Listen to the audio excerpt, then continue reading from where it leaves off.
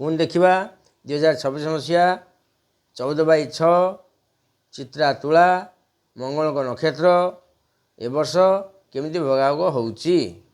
ସେ ରାଶି ଦେଖୁଥିଲେ ଟୋଟାଲ ଉପରେ, ଏଇଟା ନକ୍ଷତ୍ର 3 ଦିନ କରିବା। ଠିକ୍ ଅଛି। କ୍ୟାରିୟର ଓ ବ୍ୟବସାୟ, ଏହି ବର୍ଷ ଆପଣଙ୍କ ପାଇଁ ନୂତନ କର୍ମସଂସ୍ଥାର ଯୋଗ ରହିଅଛି।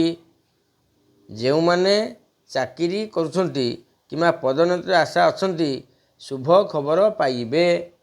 ବ୍ୟବସାୟ, ନିର୍ମାଣ କାମ, କଳା ଏବଂ ଆମର ଯେଉଁ ଡିଜାଇନ ଫ୍ୟାସନ ଯେଉଁମାନେ କରୁଛନ୍ତି ସେମାନଙ୍କ ପାଇଁ ଶୁଭ ସମୟ ରହିଛି। ତାପରେ ଆର୍ଥିକ ସ୍ଥିତି 2026ରେ ଆର୍ଥିକ ସ୍ଥିତି ସୁଦୃଢ଼ ରହିବ। ଆୟର ଉତ୍ସ ସୃଷ୍ଟି ହେବ। ଭୌତିକ ସୁଖ ପାଇଁ ବହୁତ ଖର୍ଚ୍ଚ କରିବେ। ପାରିବାରିକ ଓ ପ୍ରେମ ଜୀବନ, ଆମର ହେଲା କ'ଣ ନା ଦାମ୍ପତ୍ୟ ଜୀବନରେ ଖୁସି ରହିବେ। ମାନେ ଆମର ଯେଉଁ ପ୍ରେମ ସମ୍ପର୍କ ଠିକ୍ ରହିବ। ଯେଉଁମାନେ ଯାହାକୁ ଭଲ ପାଉଥିବେ ତାକୁ ପ୍ରେମ ସମ୍ପର୍କ କୁହାଯାଏ। ସେମାନେ ବିବାହ ବନ୍ଧନରେ ବାନ୍ଧି ହେଇଯିବେ। ସମାଜରେ ଲୋକପ୍ରିୟତା ବଢ଼ିବ। ବନ୍ଧୁ ସମ୍ପର୍କ ଭଲ ରହିବ। ଏ ବର୍ଷ ସବୁ ଏଇଭଳିଆ ରହିଛି। ସ୍ୱାସ୍ଥ୍ୟ, ଶାରୀରିକ ଓ ମାନସିକ ସ୍ଥିତି ଠିକ୍ ରହିବ।